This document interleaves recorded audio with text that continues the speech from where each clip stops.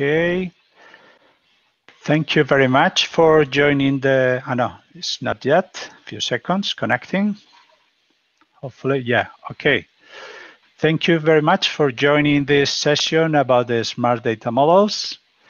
Okay, we'll present some use cases and we have a wonderful experience.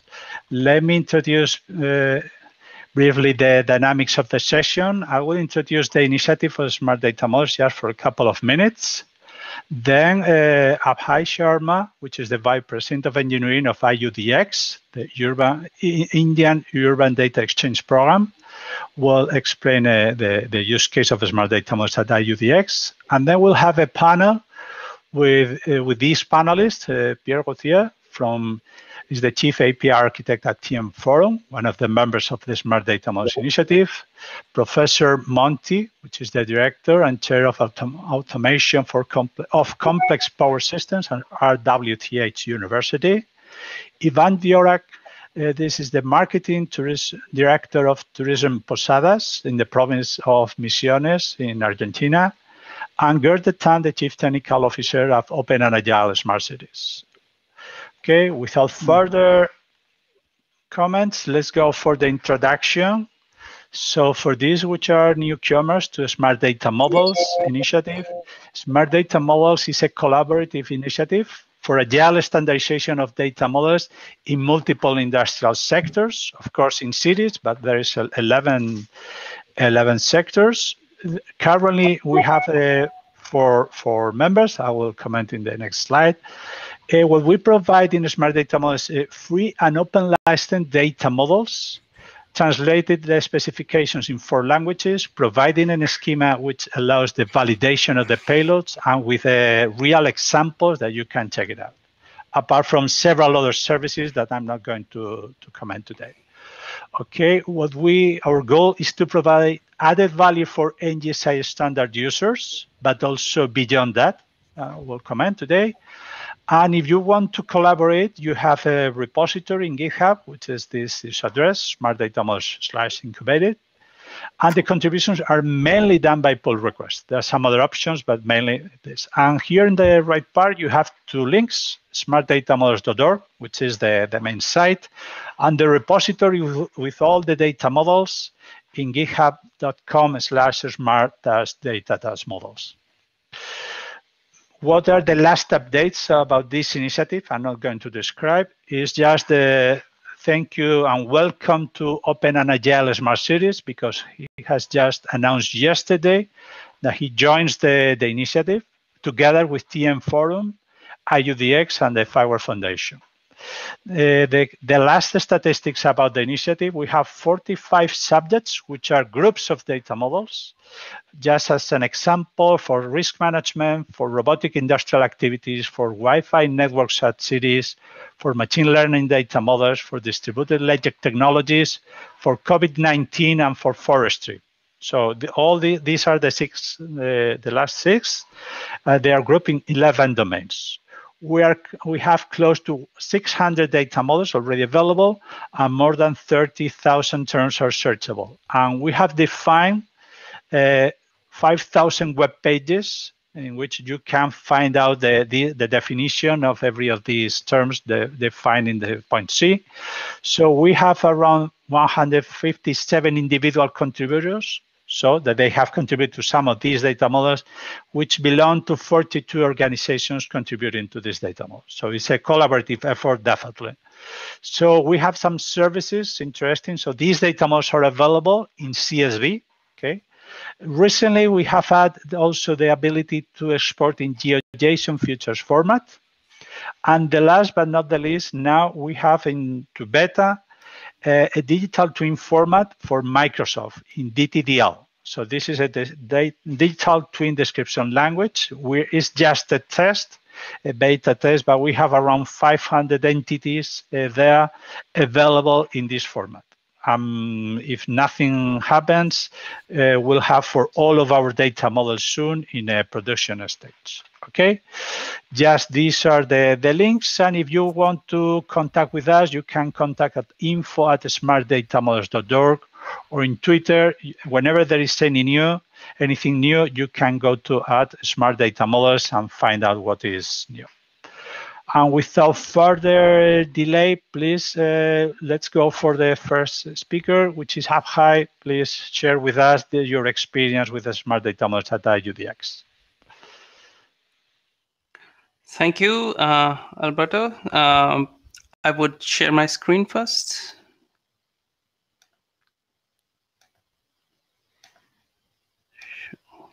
Okay. Just let me know whenever it comes up. Yeah, it's ready.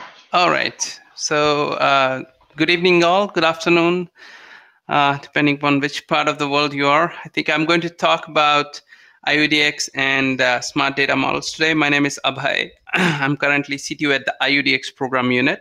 So I think before I begin with the data models part, I will briefly describe about IUDX platform as well as our collaboration and journey together with FIWARE. So first, IUDX is basically a data exchange platform. The vision is simple, controlled, and secure any-to-any exchange of all forms of non-personal data. And I mean, it's not just the open data, but I mean, consent-based sharing of under authorization. So, I mean, there's a lot of data, underlying data, which is public, private, with our today's cities. There are utilities, records, and all that has to be served to applications so that they can develop use cases in a seamless manner. And for that, we have chosen the way of standardized APIs and standardized and open data models.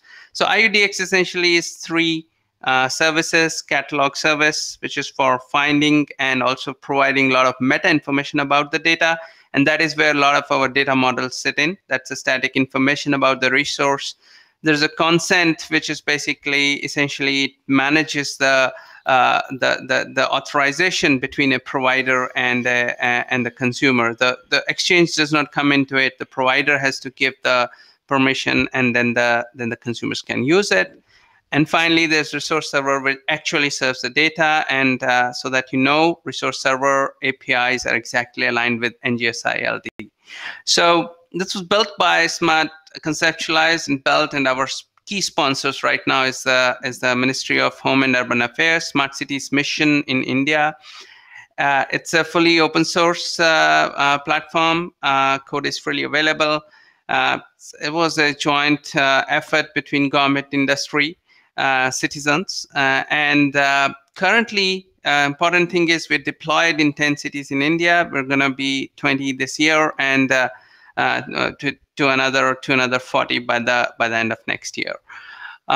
We have definitely, other than urban, this strong applicability to other areas, and that's where I think again the strong connect to the data models part is. And finally, some other things like governance and policy framework is also being developed around this data. So moving on quickly, as I said, I think there's a strong alignment of core principles with FIWARE.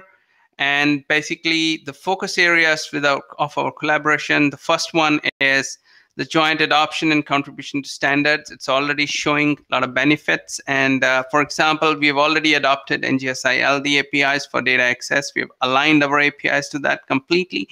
And on the other hand, we brought in some requirements, and FIWARE has taken that to ETSI. And that's where this collaboration is helping. The second core effort, which I'm going to talk a bit more today, is the data models. And we are part now of smart data models, and we hope that we bring our experience of deploying in Indian cities to this to smart data models, right? So the goal is to create a global app development community, so the apps from one ecosystem are easily portable to another. That's something that we are going to go for. So in terms of, I think early on in our deployments, even in pilot deployments, it was pretty clear that, I mean, data models is required, and not only data models, standard data models is required for a good data exchange. So for example, these are all examples from the actual data we see. That same concept, same attributes, different representations like CO2, carbon dioxide, CO2 for the same pollutant. Then it's also the other way around. It's same representation can have different meanings in different different data coming in from different sources. So CO2 may mean some instantaneous value, maximum value over 8 hours, or an average value. Then inconsistent data formats where, you can represent a number versus string. I think this is a very typical thing that we see all the times. And date and time formats are all over the place, right? So a lot of problems with how the data is represented currently. And not only that, what we don't represent also presents a lot of issues, like the data does not come along with units, numerical ranges, data formats, aggregations, like what kind of, as I said, average value, max value, nothing is represented. So essentially that impacts usability, interpretability, and interoperability of the data.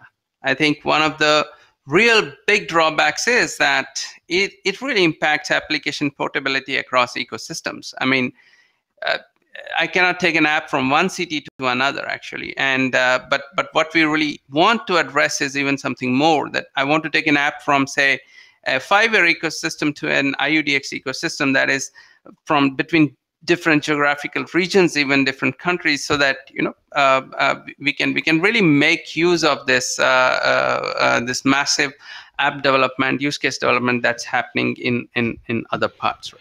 And that is where I think we really realize that participation in smart data models, or some activity like smart data models, just trying to really really hit at almost all of these problems that I've mentioned. And we are really excited to be part of this. And let us see. So first, I just want to give a quick example, I think, about how we really use the smart data models currently in IUDX. I mean, it's not always, we don't always have the choice of, we are not able to control sometimes the data coming into it.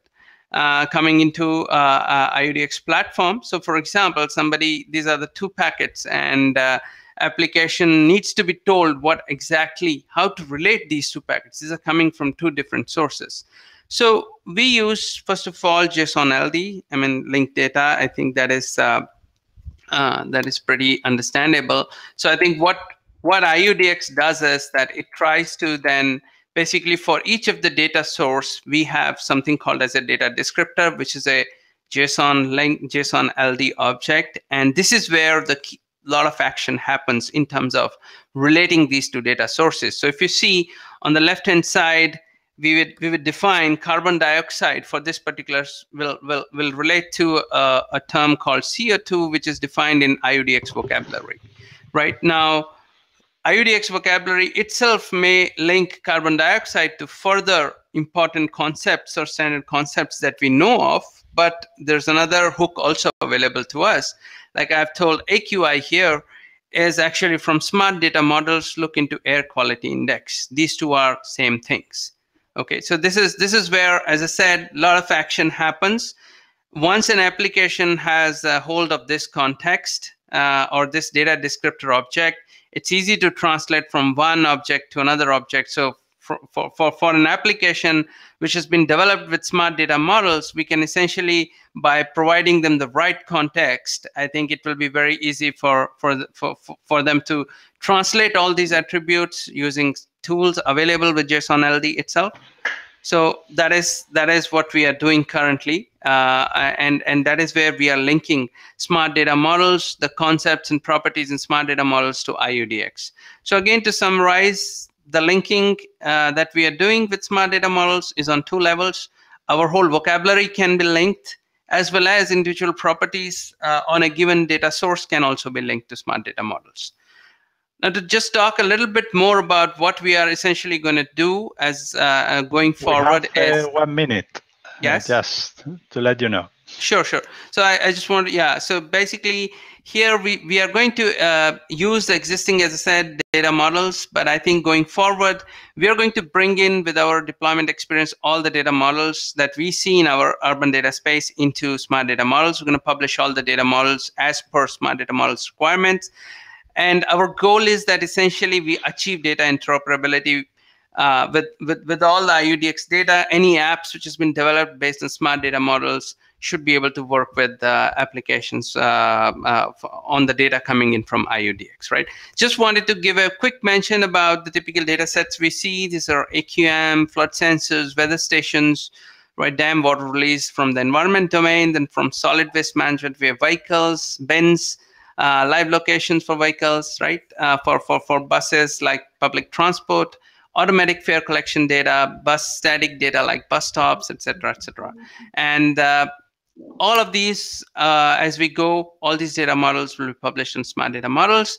Finally, just a quick glance on the use cases that we are looking at in different cities. As I said, we have 10 cities, and these are some of the use cases that we're actively working with our partners: multimodal transport, occupancy with ETA, predictions, fleet optimizations, and dashboards, right? So finally, just to summarize, IUDX is a data exchange service that hosts and manages meta information about resources, facilitates exchange of data through NGSI LD APIs, and we are really hoping to leverage, and we are leveraging smart data models to achieve interoperability and usability and application reuse across cities as well as across the ecosystems for India and EU. Yeah. So I think I would just end with that. Thank you. Thank you very much. Abhay, just to remind the attendants that you can make questions into the chat, and we'll do our best just to put them into the session. Now, thank you very much, Abhay. Quite insightful about what you are doing, and yeah, I'm expecting really something which is relevant. Let me share my screen, although I'm not going to be there. The point is now we have a panel with 4 very interesting people.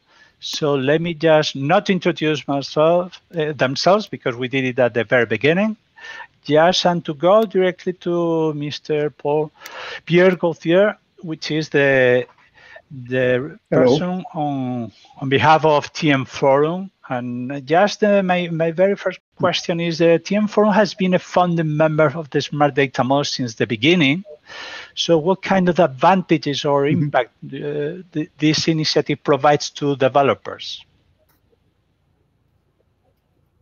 Well, it does provide the standardization, normalization that is required for building a solution for the TM Forum membership, which is largely based on communication service provider investing more and more energy into the IoT. This will increase the creation of a solution for that an interoperable solution for the service provider. I guess from the TMF side, we have a long experience with data model. We will supply data model, also some of our data model to the smart data model. Well, what we want in the end is that the developer can focus on the really on the high-end and the high-value solution, which is not about deciding what form the air pollution will be represented in, but actually to integrate the IoT and the in the end the 5G infrastructure for creating really interoperable solution out there. So there's a number of benefits for our development community, for a wider development community. We recognize from the start that the smart city or the IoT and IIoT data model could not be just made within one SDO, but would benefit from this open source community. Oh, that's nice. Just to comment, maybe the bandwidth that you have is not enough for image and sound at the same time. Yeah. Maybe I'll make you another question later. I'll jump right now to Professor Monti.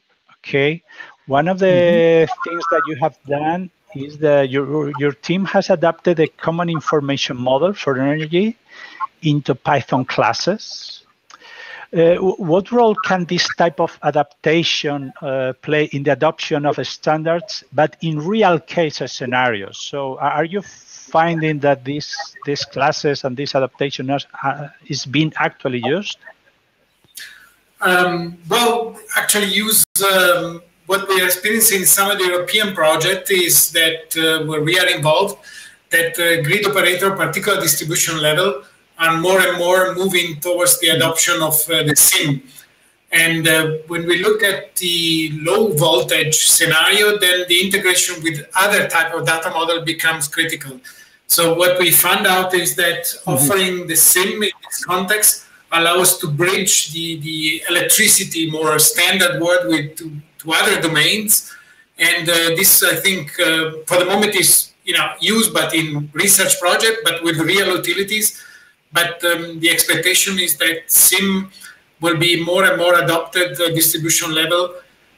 It's already the standard transmission, but becoming a distribution, this will open up a lot of use cases where this translation will play a key role. So it's an ongoing effort, but I would say it's a clear direction that in many projects we are seeing. Okay, just a tiny advertising it. Based on your work, now there is a lot of data models for energy adapted based on your very work. So without your work, part of the Smart Data Models initiative wouldn't be possible. Thank you. So thank you very much, and we could keep on working on that. Please, next question is to Mr. Dvojak.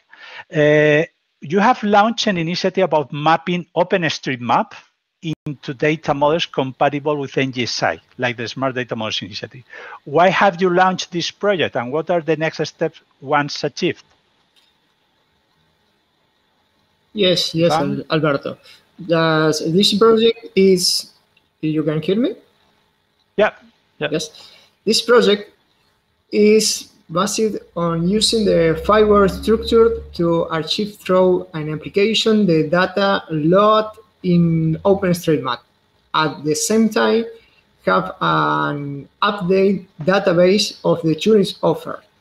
So we decided to face the project integration of FIWARE with OpenStreetMap through the City of the Future Institute I have of FIWARE in Argentina, and the Posadas City Hall, and students from ORT Technological Institute of Buenos Aires. In fact, that we detected a lack of updating data in relation to the accelerated growth of the city. So there are areas of the city that are not mapped on platforms such as Google Maps, but they are on OpenStreetMap, which show the existence on an important community of collaborators. Thus, justify that tourists provide are present in digital maps, especially in open data platforms, so the application developers can have up-to-date and reliable information on the city tourist offer. We must bear in mind that Posadas share international border with Encarnacion, Paraguay, which is the most tourist destination of this country. So also very close to the two of the main tourist attractions in South America, such as the Iguazu Falls and the Iberá Waterlands. So as government managers, we consider that we must be present in the aspect to achieve the greatest visibility as a tourist destination in open data platforms. So the next step is ensure that the government, we are in charge of validating the data that's impact in the platform. So archiving and consistent database. The idea is to carry out the process of standardization of work in smart data models. So somehow you have discovered that the open source collaboration is quicker than a proprietary. So because OpenStreetMaps can be more updated than Google Maps. Okay, that's a nice example. That Google Thank Maps. you. Exactly.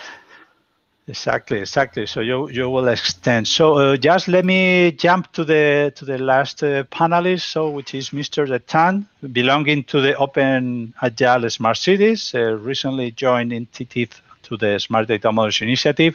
So first, maybe the question is obvious. So what is the importance of the data models for the cities which are members of Open and Agile Smart Cities? Hello, I hope you can hear me. Yes. Yeah, I'm sorry. I'm in my car. I'm in between meetings, so I hope my connection is okay. But I think the importance is cannot be enough said. We have on one side the importance of the API, knowing how to access the data, and having clear APIs and clear ways of querying it and finding it. But you need to know how the data is structured, and that's where the importance of these data models becomes very apparent. It's also the most question we got from cities. In which data models should I model or make this data available?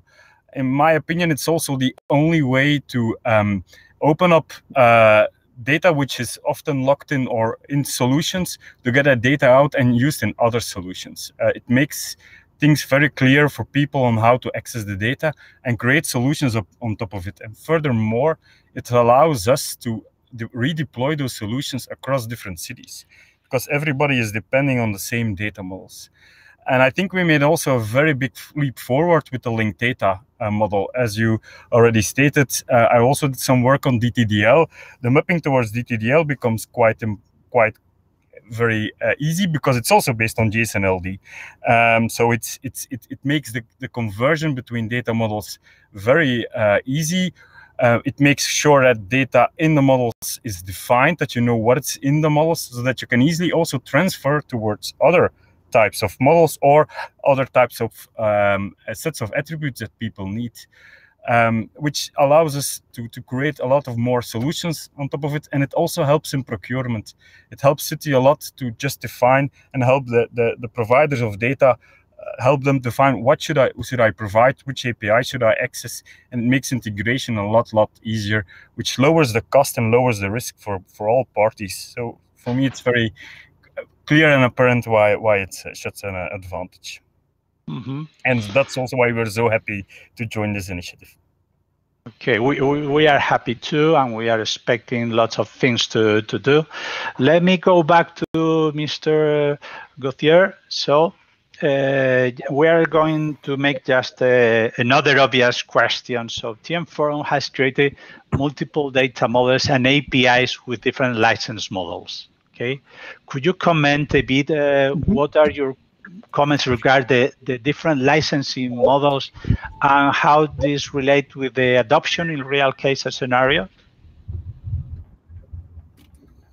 Well, we made it very clear in the TM forum that all our data model moving forward will be open source, as well as our APIs. We have a very large community of API adopters.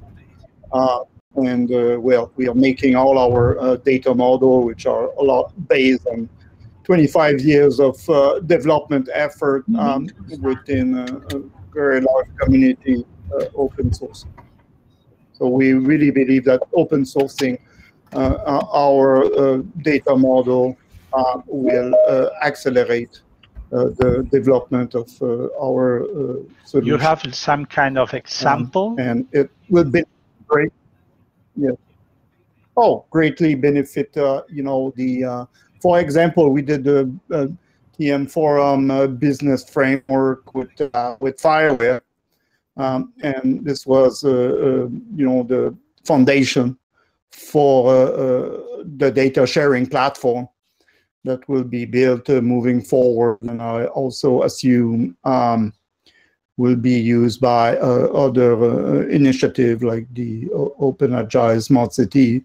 Well, this is from a more wider point of view. The possibility of making those data model open source is facilitating the integration of a number of solutions within the service provider community and the digital service provider community at large. So we have many examples of that happening worldwide in the context of IoT management, in the context of IoT, in the context of 5G, in the context of edge computing, and so on. So we really believe that this is an accelerator for the development of end-to-end solution in the digital economy. I guess that you have the opportunity to share some of the links, because I know that there is a good bunch of information regarding this with the audience, because I guess that it will be interesting for them. There is a question. We'll attend this question once we finish, let's say, this second round, okay? Because there are some other general questions for everybody. Let me just go back to Mr. Monti. As I've commented, your research includes the simulation of complex systems with focus on real-time and hardware in the loop, and another quite advanced research lines. And the question is, how are the standards a relevant element for your research, and how? Yeah, definitely. Standards are really relevant because particularly we are dealing with the problem to import and share models of the electrical infrastructure that we want to simulate. And but many times the problem is the format of this data are highly dependent on the simulation platform. So far been always complicated to move simulation data from one platform to another, while, for example, adopting data models like the SIM that we were already mentioning before, we had the advantage that the data that describe the infrastructure are valid for our simulation platform on one end, but also for the real-life data management of the system. And are the same data and same structure that the grid operator will use in the real life. So what we are trying to do is to avoid to replicate whenever we do models for the activity of simulation, but try to start from standards so that the mapping is automatic to the simulation system. So somehow could we say that the lack of standards is like a friction on the development of your work? Yeah, yes, definitely. And sometimes it's also a problem that we are simulating two things, and because we don't have the same standard, it's not even clear if you're really simulating the same system. It's only when the definition is formalized, as you can do with a standard on data model, that we can really agree this is the same system. And this is also not only on the research, but also when it comes to contractual discussion, and you say the results of my simulation are valid or not, being sure that we start from a clear description of what we want to simulate is also way beyond the research aspect. I would say it goes into the legal aspect as well. Oh my God.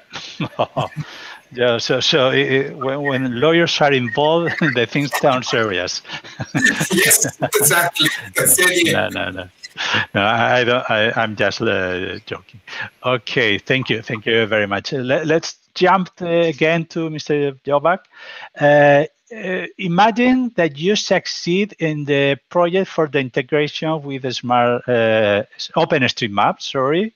What will be the implications for the community of developers of application? What will they be able to profit from, and how? You are muted, possibly? No, not yet. Yes. The challenge posed by the project is a good starting point to create a data standardization model line with the Turing service. So the main benefits are the knowledge of FIWARE that we gain and have been able to reflect this knowledge in a project. I think this is a double value. We are working to the process to convert the city in a smart destination. So, and we have a development plan around the objective.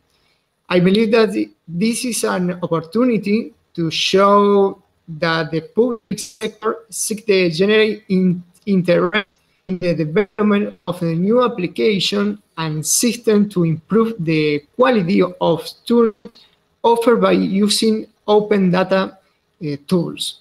Yes. So in addition of that, the province of Misiones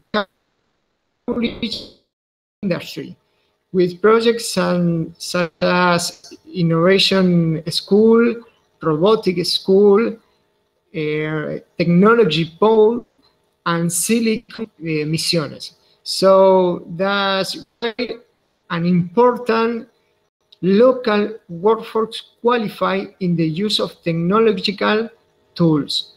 So it's also a great opportunity for company. I'm not hearing that much this last sentence, Iván. And the workflow. Sorry, yes, Iván, I got the last minute. So I couldn't hear you just for 30 seconds. Yes, yes. That. Could you repeat, please? Yes. The crossing of the structure and workflow of FIWARE and OpenStreetMaps can be the seed of the development of new components. So for this reason, we are excited to continue with this project. Mm-hmm. Okay. I agree with you that the opportunities are quite beyond not only the tourist application that you are mentioning, but many in the smart cities domain and possibly in some other domains quite soon. I fully agree with you, and we are eager, expecting what can be the results. Just if you want to know how this project is going on, please keep updated with the smartdatamodels.org, in which we'll be commenting as soon as there is something to be commented. Let me go for the last question for Mr. Tant. Gert, so my question to you is that the data models they have different stakeholders, so different needs. How do you see this handled in the different cities? How can you reconcile the needs of the different cities?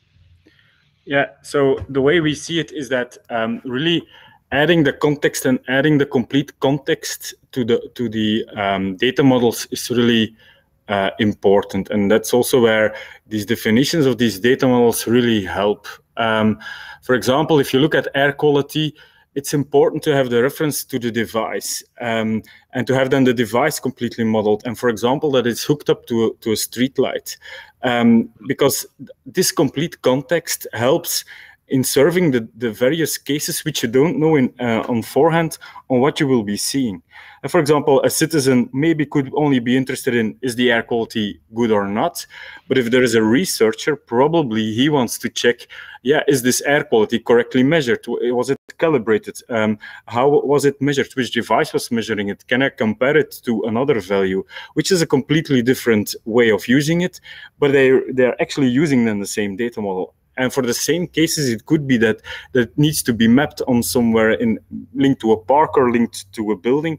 So if you have these different contexts and have the complete context added to your model, which these models really help you in defining, then you can reuse it across different applications. You can really rely on it. You can also, in your application, define which types of data you need and ask those specific types of data. So you only get those data in, but others can ask other questions. So having this complete context and having these definitions help really in creating these different kinds of use cases and help opening up this data towards other users and other solutions, which I think that's the most important. We want to have really a digital data market that is really working on data, that is using data, that is reusing data, and having these complete contexts with everything available so that it can serve multiple stakeholders really helps achieving this. I'm sorry. Yeah, please. No, because what you mean is that implicitly you are mentioning that you need also this for the data market or the data spaces that we are, let's say, in many projects, we are just participating, saying, if there is no shared data models, then these databases will lack some kind of ability to really interchange data. Yeah, is this what you mean? Yeah, I think you need a core ontology model anyway, where everything is based upon, so you can from there understand how the specific domain models are modeled. But to be able to reuse these domain models, you need a complete context and you need everything in there. And you don't need, because there is always the risk of having a data model specific modeled for a use case. Then you end up with the risk that you can't use that data from something else. And that's what we are really helping with these definitions, and really and with adding of the context and with adding of these definitions, we are really opening up the data towards other use cases, which is really opening up these data spaces and these data markets, which will be really key for the future, to my opinion, and really key for innovations towards the future. So that's for me the key importance there. Also, with the LD version, the really being able to remap to other data formats really enhances things a lot more. So we are having discussions, for example, with OJC regarding their geospatial models and be able to link the NGSI LD models to those models, which then opens up also the geospatial market. But as you have already stated, the mapping towards DTDL, which also they are also based on the smart data model. So having a party like Microsoft being interested in it already proves that, okay, there are parties, really big parties, that are really fond of using these data models and using them in their applications. So it's really opening up a lot of cases here, which are where we can only be very enthusiastic about.